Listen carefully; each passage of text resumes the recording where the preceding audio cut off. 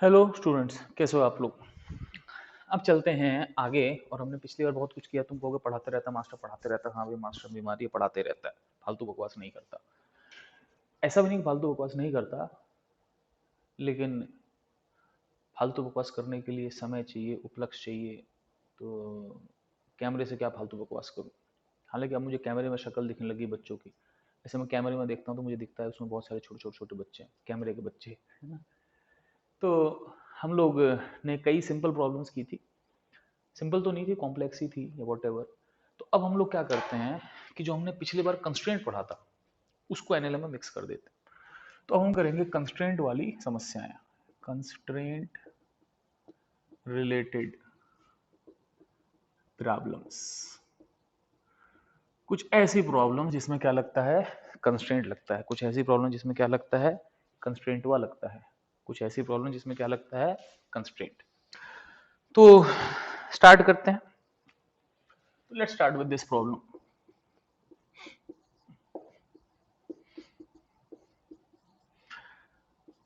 2 kilo, ये भी 2 kilo, 3 मान लो। एक्सेलेरेशन बताना है ब्लॉक्स का। और समस्या क्या है कि एटवुड मशीन नहीं है कि इसमें 2 ही ब्लॉक हो। और इसमें फॉर्मूला नहीं लग सकता ए बराबर एफ नेट बाय एम, क्योंकि उसके लिए ऐसे धागा सीधा करके माना था। इसमें दो दो धागे हैं, समझ रहे हो, कोई सीरीज में धागे नहीं है, एक ही सिस्टम नहीं है ना। ये कुछ और चलेगा, ये कुछ और चलेगा। तो इसमें जो ए बराबर एफ नेट बाय एम नहीं लगाना, क्योंकि इसमें सिस्टम का एक एक्सेलरेशन नहीं है। वो तब लगता है जब सिस्टम का एक ही एक्सेलरेशन हो। वो तब हो सकता है जैसे मान लो ये सिस्टम है कि मान लो सिस्टम ऐसा है, तो इस पूरे सिस्टम का एक एक्सेलरेशन, इसको 2 खींचोगे, ये भी 2 चलेगा, ये भी 2 चलेगा। लेकिन यहाँ पे सिस्टम का एक्सेलरेशन एक नहीं है, इसीलिए हमको ये वाला फॉर्मूले को अपने दिमाग से निकालना पड़ेगा। तो बात है यहाँ पर क्या करें, कैसे करें, क्या ना करें, वो हमको सोचना पड़ेगा। लेट्स सी, हम एक काम कर लेते हैं। मान लो इसका एक्सेलरेशन ऊपर ए है, तो इसका भी नीचे ए होगा पुली का। ठीक है। अब पुली का नीचे होगा, तो हम क्या करते हैं, इसका एक्सेलरेशन मान लो ए डैश मान लेते हैं। ठीक है। ये तो सिंपल है, ये ऊपर है तो ये नीचे है। ठीक है। अब यहाँ लगाते हैं कंस्ट्रेंट। तो कंस्ट्रेंट के लिए क्या करते हैं, 4 पॉइंट ले लेते हैं, 1 2 3 4। सिग्मा ए बराबर 0। ठीक है। पहले का 0, ये नीचे आ रहा है तो माइनस है, 3 नीचे आ रहा है माइनस है ना। ये चौथा पॉइंट नीचे आ रहा है ए डैश। ए डैश कितना हो गया, 2a हो गया। तो इसका एक्सेलरेशन कितना हो गया, 2a। पहला काम ये। तो दोनों का एक्सेलरेशन देखो सेम नहीं है। अब क्या करें, मान लो ये टेंशन टी है, ये भी टी हो गई, और ये टी, तो इस पुली पे नीचे कितना फोर्स है, 2t। तो ऊपर भी कितना होगा, 2t, यहाँ भी 2t और यहाँ भी 2t। लेकिन ध्यान रखना, टेंशन टूटी है, रस्सी नहीं टूटी है। ठीक है बच्चों। अब क्या करते हैं, आगे चलते हैं। अब दोनों ब्लॉक्स की इक्वेशन लिखते हैं। ए बस 2 किलो की लिखते हैं। 2 वाला ऊपर जा रहा है ना, नीचे भी आ सकता है अगर ए माइनस आ जाए। तो अगर ऊपर जा रहा है तो 2t, इसके वेट 2g से बड़ा होगा, तो नेट फोर्स होगा 2t माइनस 2g बराबर 2a। तो t माइनस जी बराबर a। ये होगी पहली इक्वेशन। अब बात करते हैं 3 किलो की। 3 किलो की बात करोगे तो ये नीचे मैंने माना कितने से आता हुआ, 2a से आता हुआ। तो इसमें नीचे फोर्स कितना होगा, 3g, ऊपर t। तो इक्वेशन होगी 3g माइनस टी बराबर 3 इंटू 2a। एक्सेलेरेशन इसकी ध्यान रखना, ए डैश नहीं है, 2a है। तो यहाँ पे हो गया बराबर 6 है। अब क्या करो, इन दोनों को कर दो ऐड। एडन 2 करोगे तो टी टी कट गया, 3g माइनस जी कितना होगा, 2g बराबर 6 है, और ये 7 है। ए कितना हो गया, 2g/7। कुल मिला के इसका एक्सेलरेशन 2g/7 होगा, और इसका 2a है तो इसका एक्सेलरेशन 4g/7 हो जाएगा। तो 2g/7 4g/7, 2g/7 4g/7 simple है, बिल्कुल सिंपल है, कोई दिक्कत नहीं। और आगे चलते हैं बच्चों, मिटा दूं।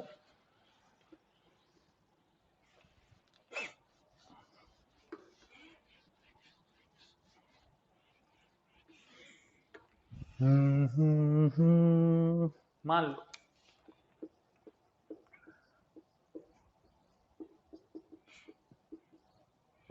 अब ये इक्वेशन लेते हैं, 2 किलो, 1 किलो।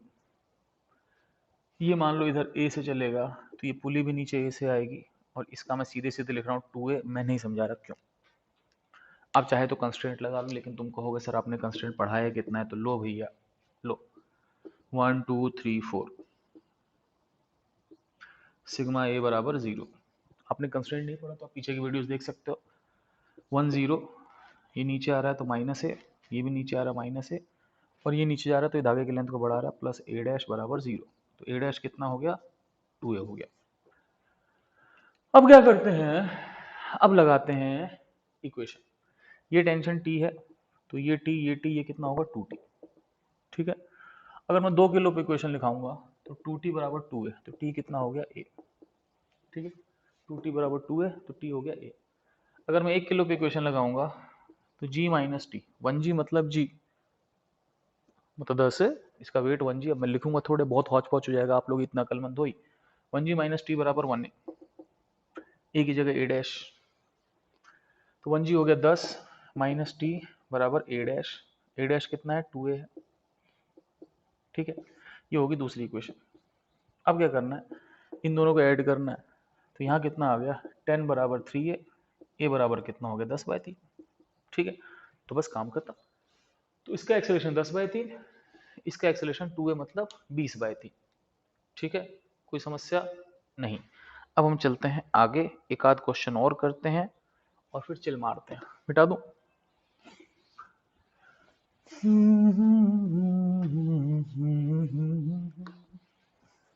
चलो जी अगला क्वेश्चन देखते हैं।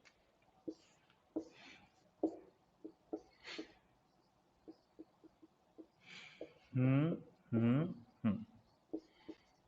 30 डिग्री, 2 किलो 1 किलो। ठीक है, 4 किलो कर ले। अब ये काफी भारी है तो इसको नीचे आना चाहिए, हालांकि कोई जरूरी नहीं है, लेकिन चलो तुम मान लो ये ऊपर आ रहा है। जितना ये ऊपर आएगा उतना पुली भी ऊपर जाएगी। तुम कहोगे सर कैसे पता चलता है? यार दिखिए यार यही धागा है, नहीं तो तुम कंस्ट्रेंट लगा लो भाई।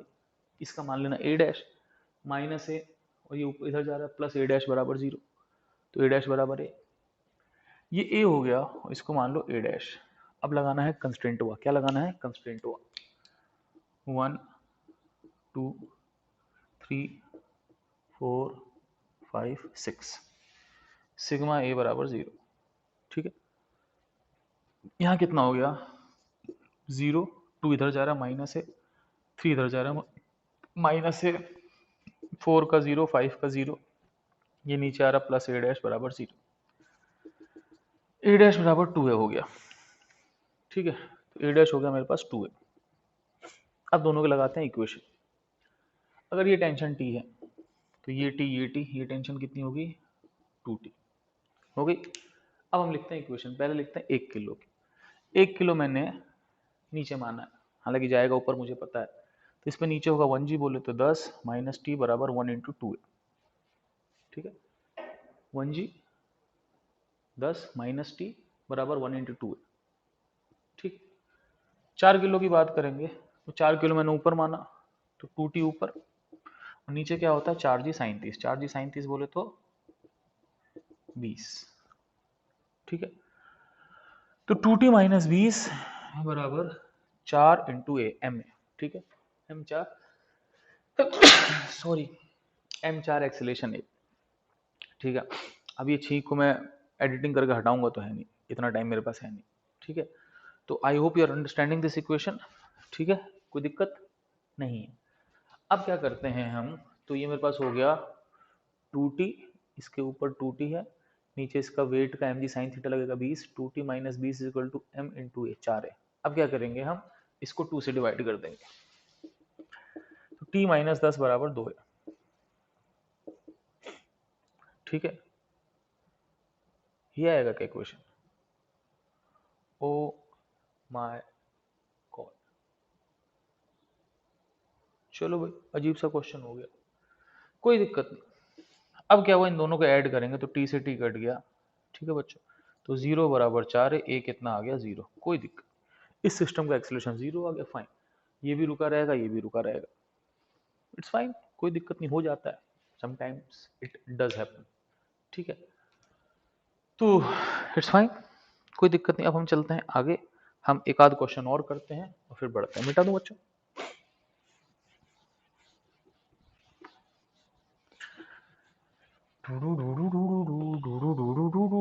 अब चलते हैं आगे। मान लो एक और क्वेश्चन करते हैं अच्छा सा।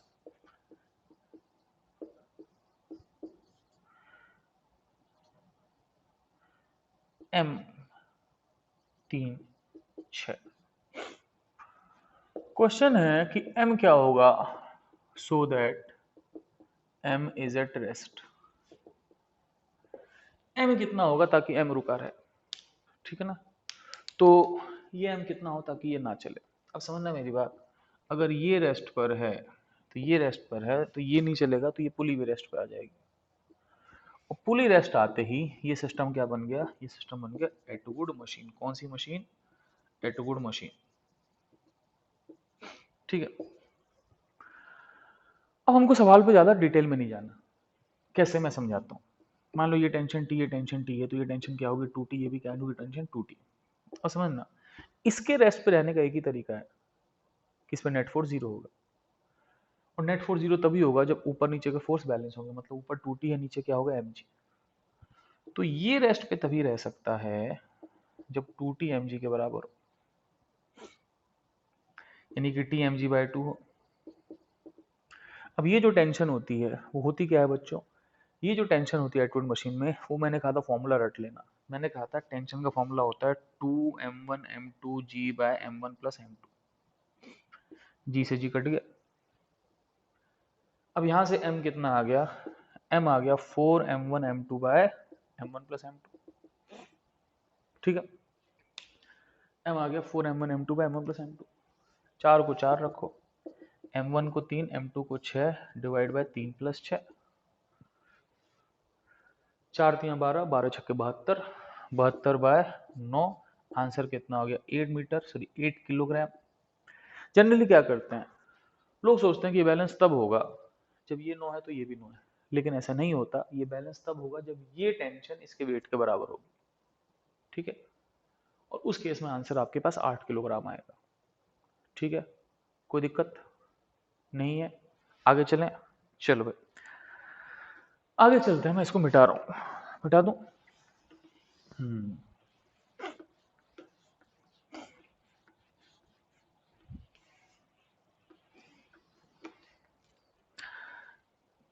अब एक क्वेश्चन हम और करते हैं। मान लो ये 2 किलो है, ये 3 किलो है, ये 4 किलो है। Find acceleration of all blocks. जितने ब्लॉक्स दे रखे हैं उनकी एक्सेलरेशन बतानी है। मैं चाहता हूं एक बार तुम लोग ट्राई करो, ठीक है, और फिर मुझे बताओ क्या होगा, ठीक है। पॉज करो, ट्राई करो, करा ट्राई, पता नहीं किया कि नहीं। चलो मान लेते, इसका एक्सेलरेशन ऊपर a2 मान लो, तो इस पुली का नीचे a2 हो गया। इसका नीचे a3 मान लो, इसका नीचे a4। तुम कहोगे सर आप कैसे बोल सकते हो नीचे होगा, अरे नीचे नहीं होगा तो आंसर नेगेटिव आ जाएगा, आपको टेंशन ले लो, ठीक है। तो समझो कि इसका सेम ही होगा। अब किसी को लगता है नहीं होगा तो एक काम करते हैं, इसका हम a डैश मान लेते हैं। तो यहाँ -a2 + a डैश बराबर 0, तो a2 बराबर a डैश आ जाएगा। अब क्या होगा, अब यहाँ लगाते हैं कंस्ट्रेंट, 1 2 3 4, सिग्मा a बराबर 0, कंस्ट्रेंट लगाते हैं। तो यहाँ कितना हो गया, ये नीचे आ रहा है तो +a3, ये नीचे आ रहा है -a2, 3 की बात करेंगे -a2, 4 की बात करेंगे +a4 बराबर 0। तो 2a2 बराबर a3 + a4। एक इक्वेशन तो ये आ गई, पहली इक्वेशन। कौन सी इक्वेशन, पहली, ठीक है। अब पहली इक्वेशन के बाद हम आगे चलते हैं। अब देखो बच्चों, मान लो ये टेंशन है T इन दोनों धागों की, तो ये टेंशन हो जाएगी 2T, यहाँ भी टेंशन क्या होगी 2T, ठीक है। तो ऊपर वाले सिस्टम की टेंशन हो जाएगी 2T, ठीक है। अब हम तीनों इक्वेशन, तीनों ब्लॉक की इक्वेशन लिखते हैं। मैंने इसको ऊपर माना है, 2 किलो की बात करूंगा तो मैंने माना 2 किलो ऊपर जा रहा है, तो 2T इसके वेट यानी कि 2G से बड़ा होगा। तो ऊपर जा रहा है तो 2T - 2G बराबर 2a2। यहां से आ गई इक्वेशन T - G बराबर a2। ये है एक इक्वेशन 2 किलो की। 3 किलो की बात करते हैं। 3 किलो मैंने माना नीचे जा रहा है, तो नीचे आ तो 3g बड़ा होगा, 3g माइनस टी बराबर 3a3। ठीक है, नीचे आ रहा है तो 3g माइनस टी बराबर 3a3। ठीक है, एक इक्वेशन मेरे पास ये आ गई। अब बात करते हैं 4 किलो की। 4 किलो का फिर मैंने नीचे माना, तो इक्वेशन आ जाएगी 4g टी से बड़ा है, क्योंकि नीचे आ रहा है तो 4g टी से बड़ा ही होगा, टेंशन ऊपर होगी। 4g माइनस टी बराबर 4a3। अब मेरे पास ये 3 इक्वेशन है, 1 2 3, और एक इक्वेशन ये है।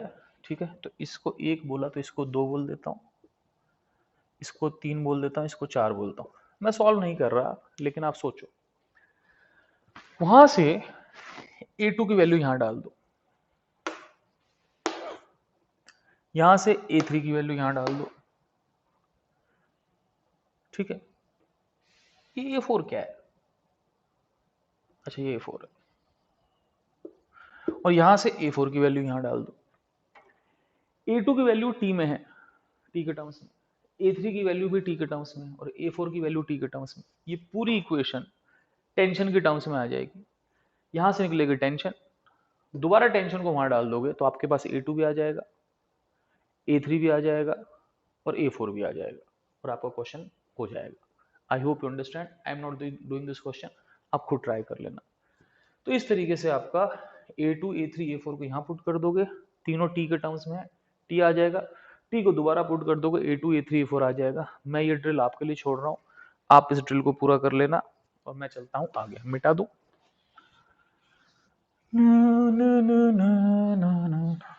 अब हम चलते हैं एक सवाल वेज कंस्ट्रेंट पर। ठीक है, एक बार मैं देख लूं ये वीडियो कितने मिनट का हो चुका है। ये वीडियो 17 मिनट का हो चुका है, चलेगा 5-6 मिनट का और सवाल होगा, मैं ज़्यादा लंबे वीडियो नहीं बनाता हूँ। सपोज क्वेश्चन क्या है कि ये 37 डिग्री का एक इंक्लाइन है, और उसके ऊपर एक रॉड है। ये रॉड ऐसे फिक्स कर रखी है, मतलब ये इधर उधर नहीं जाएगी, नीचे आ सकती है।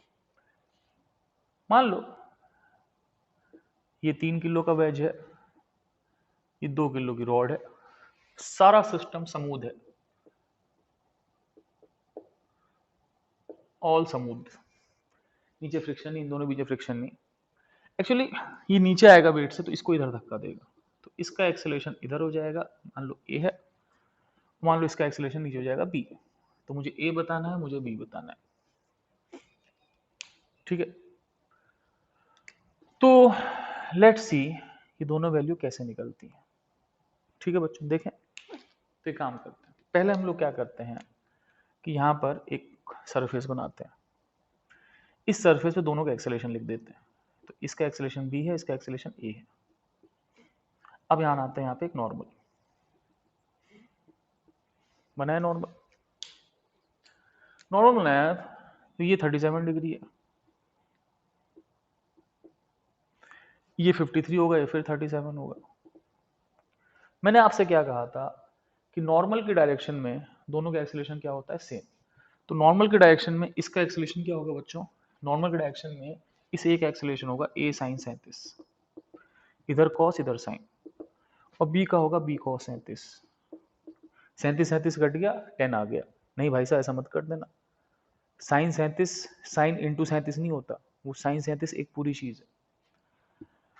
अब आपके पास आ गया साइन 37 3/5, कॉस 37 4/5, 5 से 5 कट गया, 3a बराबर 4b, ये पहली इक्वेशन आ गई, और ऐसी इक्वेशन हम पहले भी कर चुके हैं। अब इसके बाद हम लोग को ए और बी निकालने, कैसे निकालते हैं लेट्स सी। हल्का सा लेंथी क्वेश्चन है, थोड़ा ध्यान से देखना है ना। ठीक, हम डायग्राम बनाते हैं केवल इस वेज का, ये इस पे नॉर्मल नीचे लगाएगा, ये इस पे नॉर्मल ऊपर लगाएगा, ये दोनों नॉर्मल सेम ही होंगे क्योंकि एक्शन रिएक्शन। इस रॉड ने इस पर एक नॉर्मल लगाया, ठीक है बच्चों, तो रॉड ने जो इस पर नॉर्मल लगाया, ठीक है, वो ऐसा हो गया नॉर्मल। अब ये जो नॉर्मल है, ठीक है बच्चों, एक सेकंड होल्ड करना, लाइट चली गई, I don't know whether there will be perfect light और नॉट। हाय बच्चों, 4 घंटे से मैं वेट कर रहा हूँ, लाइट नहीं आई है, तब मुझे क्या करना है, बनाता हूँ, थोड़ा अंधेरा दिखेगा, इतना भी नहीं दिखेगा। ये नॉर्मल 37 डिग्री पे है।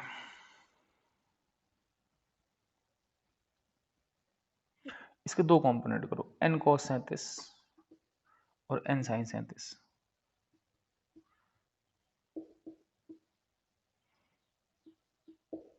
ठीक है, सही है। तो इस पे ये फोर्स होगा 4/5 और 3/5। एक इस पे जमीन का नॉर्मल होगा n नॉट, और इसका एक्सेलेरेशन इधर है। एक इसका वेट होगा 3g, 3 किलो का है 3g। एक्सेलेरेशन इधर है तो वर्टिकल फोर्स कैंसिल हो गया। अब हम लगाते हैं नेट फोर्स बराबर मा, ये केवल हॉरिजॉन्टल डायरेक्शन में लगेगा क्योंकि इधर वाले फोर्स तो कैंसिल हो जाएंगे। तो मैं इंटरेस्टेड नहीं हूँ एन नॉट वगैरह के जानने में, केवल इधर वाले फोर्स लेते हैं एक्स वाले। एक्स में एक ही फोर्स है 3n/5 बराबर m कितना है 3, एक्सेलेरेशन इसका है a। 3 से 3 कट गया, n बराबर आ गया 5 है, तो नॉर्मल आ गया 5 है। ठीक है, अब बचा रॉड का कार्यक्रम। रॉड का क्या करें बच्चों, रॉड कुछ ऐसी है। इस पर एक नॉर्मल है इधर की तरफ, और ये 37 डिग्री, क्योंकि ये 37 है तो ये भी 37 होगा। और रॉड पे कौन से फोर्स होंगे, रॉड का अपना वेट होगा, और रॉड का वेट कितना होगा बच्चों, 2 किलो की है, 2g हो जाएगा। ठीक है, अब ये रॉड नीचे की तरफ आ रही है किससे, बी एक्सेलरेशन से। ठीक है, तो इस नॉर्मल के दो कंपोनेंट होंगे, n cos 37 4/5n, n sin 37 3/5n। ठीक है बच्चों, n cos 37 n sin 37 4/5n 3/5n। ठीक है बच्चों, रॉड नीचे आ रही है तो हम इधर वाले फोर्स से छोड़ देते हैं, हम वर्टिकल डायरेक्शन में लगा देते हैं एफ नेट बराबर m। वर्टिकल डायरेक्शन में नेट फोर्स नीचे की तरफ होगा क्योंकि बॉडी नीचे आ रही है, नीचे की तरफ फोर्स क्या होगा 2g - 4/5n। तो इक्वेशन क्या बनेगी बच्चों, मैं इस डायग्राम को मिटा रहा हूँ, इसकी अब जरूरत नहीं है, मैं इसको मिटा दे रहा हूँ। इक्वेशन बनेगी वर्टिकल डायरेक्शन में, क्या बनेगी बच्चों, 2g बोले तो 20 - 4n/5 is equal to m है। m कितना है, m कितना था इसका यार, 2 किलो था शायद, 2 एक्सेलेरेशन b है। ठीक, तो 2b हो गया। अब करना क्या है, मुझे a और b निकालना है। कैसे करते हैं, n की वैल्यू लिख लो, कितनी है बच्चों, 5 है।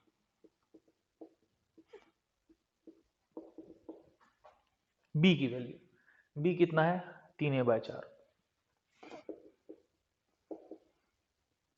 ठीक है, 20 बराबर 4a, 5 से 5 कट गया, प्लस है ना 3/2a। ठीक है, तो 20 बराबर कितना हो गया, 8 + 3 11 a/2। तो a कितना हो गया बच्चों, 40/11। तो जो पहला बॉडी है, जो वेज है, उसकी एक्सेलरेशन होगी 40/11। वेज की एक्सेलरेशन a थी। अब b का एक्सेलरेशन निकालना है, तो b का एक्सेलरेशन कितना है 3a/4। तो let's see what is the acceleration of b। तो b का एक्सेलरेशन आएगा 3a/4। तो कुछ नहीं करना, 3/4 a की वैल्यू लिखनी है, की वैल्यू क्या है 40/11। ठीक है, 4 × 10 40, 10 × 3 30। तो b का एक्सेलरेशन कितना हो गया 30/11, काम खत्म। तो एक का एक्सेलरेशन 40/11 और एक का एक्सेलरेशन 30/11। ठीक है, और हम एक और आखिरी क्वेश्चन करते हैं, कंस्ट्रेंट में एक ही वैरायटी और मैं कराता हूँ जनरली। ठीक है, तो वो क्वेश्चन और करते हैं, फिर इस लेक्चर को करते हैं खत्म। ओके बच्चों, लिख लो पॉज करके।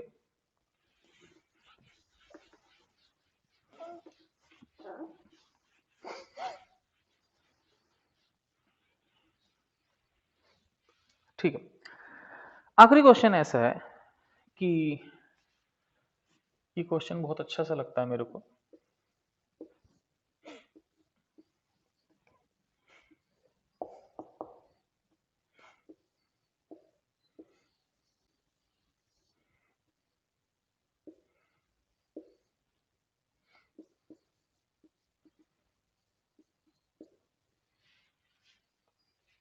मान लो ऐसा क्वेश्चन आपसे पूछा गया है कि फाइंड एक्सेलरेशन ऑफ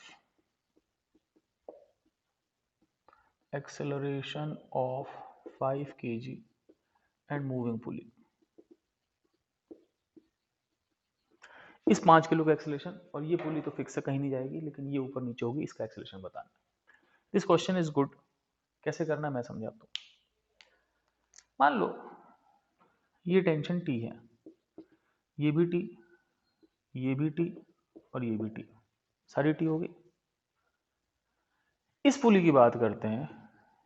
इस पुली के ऊपर 2t फोर्स है, टी इसका टी इसका, और इस पुली के नीचे टी फोर्स है, लेकिन बाय डिफॉल्ट पुली होती है मासलेस, और इसी तरीके से उस पर नेट फोर्स क्या होता है, जीरो।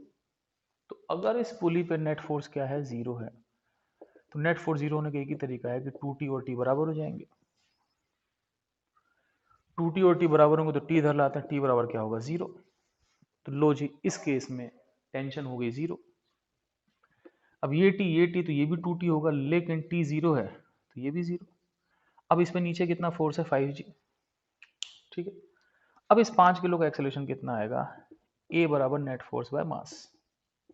ठीक है, नीचे 5g, ऊपर कुछ भी नहीं, तो इस पर नेट फोर्स है 5g, मास है 5, इसका एक्सेलरेशन आ गया g नीचे की तरफ। तो इसका मतलब इसका एक्सेलरेशन g नीचे की तरफ आ गया। ठीक है, g बोले तो 10।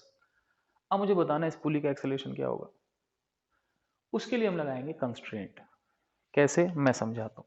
इसका एक्सेलरेशन g आ गया, मैं इसको मिटा रहा हूँ, आप लोग लिख लो। ठीक है, और मैं इस डायग्राम को दोबारा बनाता हूँ। दोबारा कैसे बनाते हैं, ऐसे ऐसे ऐसे ऐसे ऐसे ऐसे ऐसे, और इसको देते हैं मिटा।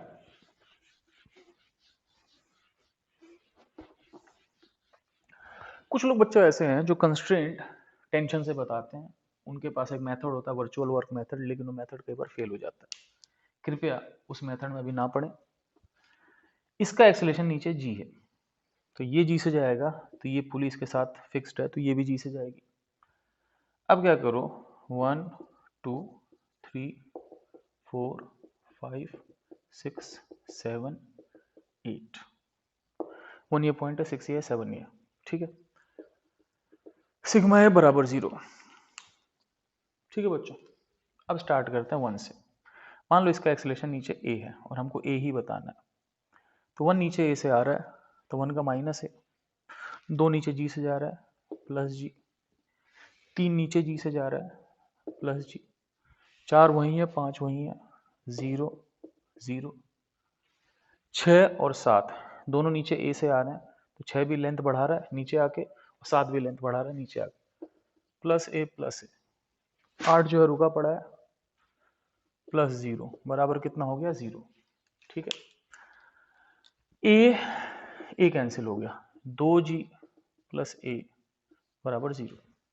ठीक है, तो यहां से a कितना हो गया, minus g by two. Minus g by two मतलब कुछ नहीं, मैंने माना नीचे, लेकिन एक्सेलरेशन कहाँ होगी, ऊपर। वैसे कॉमन सेंस की बात है, अगर ये नीचे आएगा, दोनों नीचे आएंगे, धागा नहीं टूट जाएगा। तो अगर यहाँ पे सिस्टम बढ़ रहा है तो वहाँ सिस्टम कम होना चाहिए। ठीक है, तो इसका मतलब इसका एक्सेलरेशन जो होगा वो माइनस जी बाई टू नीचे होगा, या फिर जी बाई टू ऊपर होगा। तो answer is g by two upwards. ठीक है, तो this ends our section of constraint. ठीक है, अब कंस्ट्रेंट केसेस के बाद हम लोग कुछ और टॉपिक पढ़ेंगे। ठीक है, तो फिलहाल ये यहाँ पे खत्म होता है। ओके बच्चों, बाय, टेक केयर। इसको अच्छे से पढ़ लेना, हो सकता है 2 बार पढ़ लेना, कोई दिक्कत नहीं। Take care.